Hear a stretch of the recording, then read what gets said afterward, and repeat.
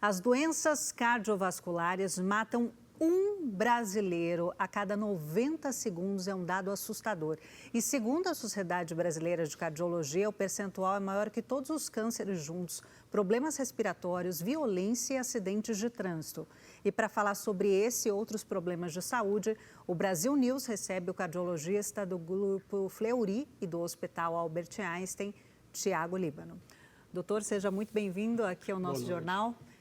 Mais um dado assustador, de acordo com o Ministério da Saúde, 20% da população brasileira é obesa. E imagino que a obesidade afeta, obviamente, problemas do coração. Vivemos uma epidemia de obesidade no Brasil? Sim, atualmente nós temos 168 mil brasileiros morrendo de obesidade diretamente por ano. 20% da população está obesa, 56% da população está com sobrepeso. E nós temos uma estimativa para 10 anos à frente, aí, 2044, estamos com 75% da população brasileira obesa.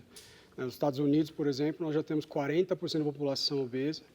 E o que mais assusta a gente é que isso vem afetando principalmente as crianças e os adolescentes. Isso mostra que isso tende a crescer para os próximos anos.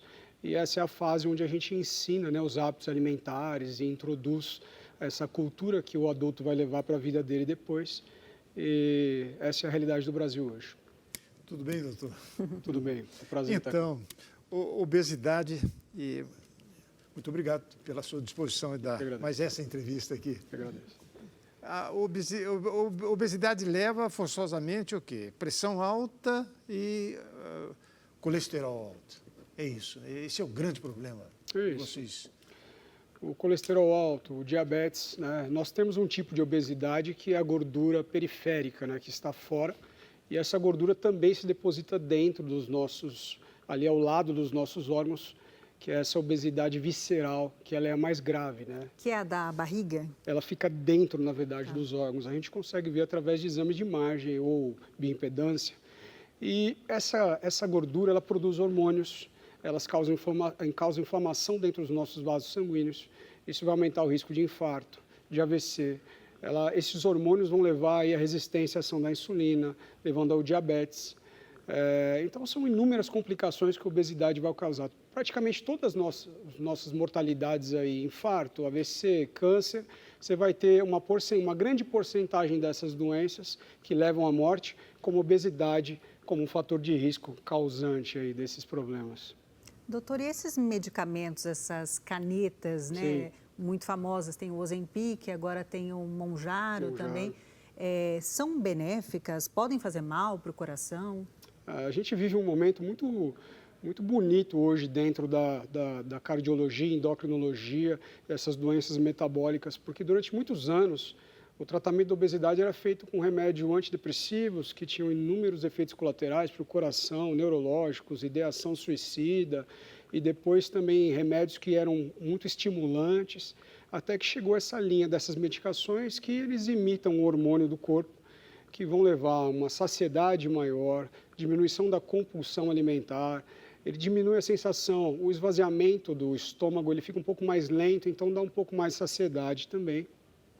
E essas medicações, por exemplo, como o Ozempic, que é a semaglutida, a gente já tem dados aí que mostram uma perda de peso de até 17% do peso global. E isso reduz muito todos os efeitos aí da obesidade, né, que estão relacionados diretamente à mortalidade. O Mounjaro, que é a tirzepatida, é uma medicação que ainda não chegou no Brasil diretamente, a gente importa ela hoje. Essa medicação ela leva uma perda de peso maior ainda, de 20% a 30%. Do peso pode ser perdido com essa medicação, com 50% dos efeitos colaterais que nós temos no Ozempic. O Ozempic dá muito efeito colateral. Esses efeitos, na verdade, são só sintomas, né? Náusea, constipação, uma sensaçãozinha de fraqueza, dor no corpo. Na verdade, quando a gente põe na balança a obesidade e os efeitos da medicação, a obesidade ela é muito pior, né? Então, apesar dessas medicações ainda terem alguns efeitinhos colaterais, a gente sabe que isso vai... médio e longo prazo tem um efeito muito grande no Brasil e no mundo, né? Porque as pessoas não param de engordar, essas doenças elas vão causando inúmeros problemas, essas pessoas vão internando cada vez mais, fazendo mais cirurgias, vão onerando mais o sistema de saúde privado e público, e isso vai chegar uma hora que vai colapsar, né? Então... O senhor se referiu aí a algo preocupante, né? Que a obesidade está atingindo a infância. Exatamente. E isso aí força que as doenças, chamadas doenças coronarianas, elas atingem cada vez mais gente jovem. Eu ouvi dizer, não sei se realmente corresponde à verdade, mas um infarte, por exemplo, não é? Do miocárdio, seria, né? Sim, Infarte sim, do justo. miocárdio, que a gente chama, os senhores médicos. Ele é mais cruel e mais violento nas pessoas mais jovens, não é? Sim, É verdade, isso corresponde à verdade? Isso é um fato. Na verdade, esse depósito de gordura nas nossas artérias, ele se inicia na infância. Ele vai se manifestar na vida adulta, mas ele começa na infância. E, bem pelo começo da sua pergunta, eu acho que as questões dos hábitos alimentares, a questão familiar, educação, de nutrição, de como a criança deve se comportar em relação ao alimento, porque a nossa relação com o alimento, muitas vezes, ela pode ser ruim, né? Ela pode estar relacionada mais como uma maneira de... como um vício, né? Como uma bebida, como um cigarro, e a gente tem a compulsão por alimento e não tem uma relação saudável com ele. Como o açúcar, que é um vício. Exatamente. Então, eu acho que isso começa na infância, a gente tem que ter uma preocupação muito grande em educar as crianças quanto à nutrição correta, como ao hábito saudável em relação com o alimento. E no jovem, né, a questão do infarto no jovem, o jovem tem menos artérias no coração, né? Com o passar da idade, essas artérias vão criando novos caminhos, igual aquelas varizes na perna.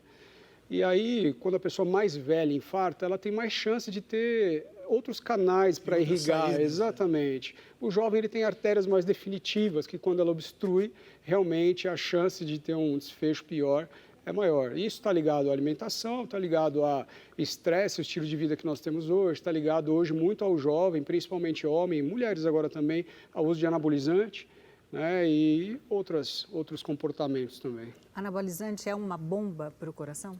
Na verdade, hoje a gente está vivendo uma realidade assim, né? Nos hospitais a gente percebe cada vez mais jovens chegando lá com obstruções nas artérias coronárias do coração, obstruções nas artérias que vão para a cabeça, cerebrais, até pulmonar também, causadas pelo estado de hipercoagulabilidade que o esteroide faz, né? Então, hoje virou uma coisa totalmente desenfreada, assim, homens e mulheres usando anabolizante à torta direita pela questão estética, né, e a gente depois tem essas complicações cardíacas.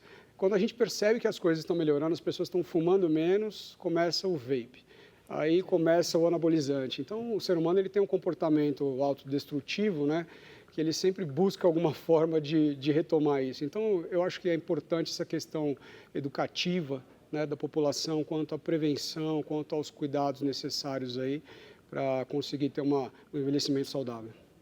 A gente nota que nas chamadas doenças periféricas ou paralelas, né, o cardiologista se preocupa muito com isso, a questão de nutrição, exercício físico. Agora, diretamente o coração, o senhor acha que tem surgido drogas que dão um certo alívio, uma expectativa boa nesse sentido, diretamente para melhorar o coração das pessoas? Sim. A gente vive isso, né? Nos últimos anos chegaram inúmeras drogas que realmente mudam a mortalidade, né? Na insuficiência cardíaca, às vezes a pessoa tem um infarto, fica com aquela sequela no coração, o coração fica mais fraco e a pessoa começa a juntar líquido no corpo, líquido no pulmão, interna, e fica com aqueles sintomas da insuficiência cardíaca. Então, hoje nós temos drogas que diminuem muito a mortalidade desse paciente.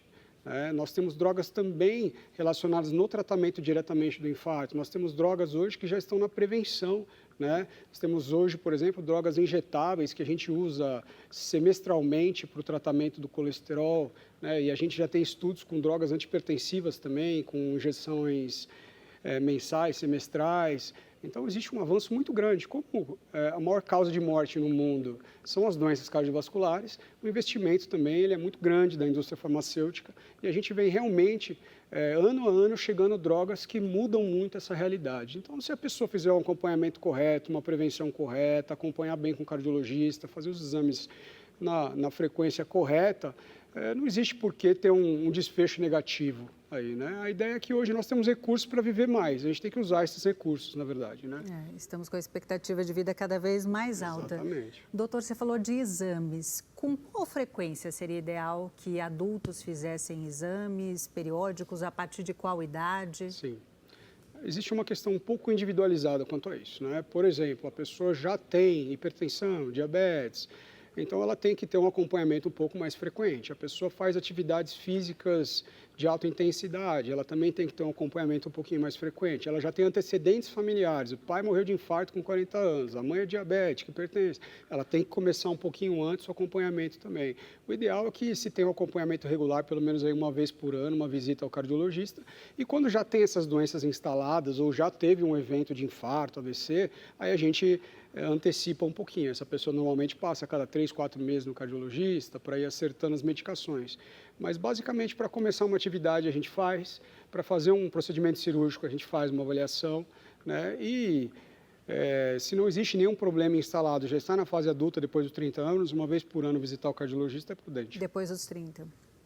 E na área dos procedimentos cirúrgicos, qual o senhor se referiu aí, a evolução tem sido grande também, né? Sim, exatamente. Como eu disse, é a maior causa de morte no mundo. Então, a evolução tecnológica ela é muito intensa, né? Hoje nós temos inúmeras formas de diagnóstico que já são mais avançadas. A gente consegue diagnosticar os problemas bem precocemente. Na intervenção também, a mortalidade no infarto do paciente que chega a uma instituição, ela é muito menor, porque nós temos materiais mais tecnológicos, medicações que também já têm um efeito, vamos dizer assim, um pouco mais seguros, mais avançados. E depois no cuidado pós também, a gente já ganhou experiência, né, de seguir bem esse paciente, saber de quanto em quanto tempo a gente tem que avaliar, cuidar. A verdade é que é isso, a tecnologia vem crescendo e a gente tem cada vez mais recursos. Mas aí a gente precisa da educação das pessoas também, né? Então a gente percebe hoje assim, por que tendo tantos recursos, o número de mortes cardiovasculares não diminui, né? Porque a maior parte das pessoas ainda não procura o médico, não faz o acompanhamento adequado, quando tem o diagnóstico não toma medicação, suspende o uso por conta, tem um infarto, depois para de tomar os remédios, não visita o cardiologista, então precisa se automedica. Exatamente. Então acho que existe uma questão cultural também que a gente tem que ter. A gente percebe no SUS, por exemplo, né, pessoas que chegam lá com inúmeros problemas que eram preveníveis, né, uma hipertensão que não fez diagnóstico e chegou com um coração já enorme, um diabetes que não fez diagnóstico e já chegou para um AVC, mas no posto de saúde tem o remédio para a pressão, tem o remédio para o diabetes, mas existe uma questão sociocultural brasileira que é um pouco difícil de ser um povo ainda um pouco carente, né, e na maior parte do nosso país, então teria que existir um esforço cultural, educacional, para as pessoas entenderem a necessidade da prevenção e o que isso pode virar no futuro, né? Isso causa problemas para a vida deles e causa problema pensando em saúde pública também, né? Os hospitais lotados de problemas que eram preveníveis. Uhum.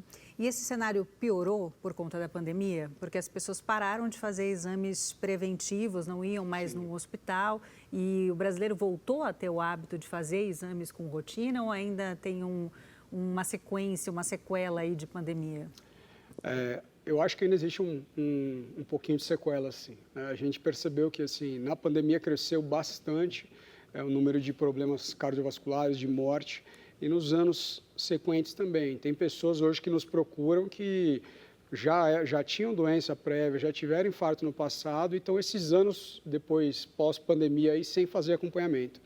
Então, as pessoas perderam um pouquinho o hábito, realmente. A gente está tentando retomar isso, mas o número de câncer aumentou bastante, mortalidade por câncer de mama, câncer de intestino, porque as pessoas realmente relaxaram um pouco nesse sentido. Às vezes até pegaram um pouco de distância aí do sistema de saúde, né? Pessoas que passaram por esse processo todo. Então, acho que a gente vai esquecendo, as coisas não voltando ao normal agora, né? Daqui para frente. Muito bem, nós vamos dar um tempo aqui na nossa conversa. Vamos continuar a nossa conversa com o doutor Tiago daqui a pouquinho, depois de um pequeno intervalo. Fique com a gente aí.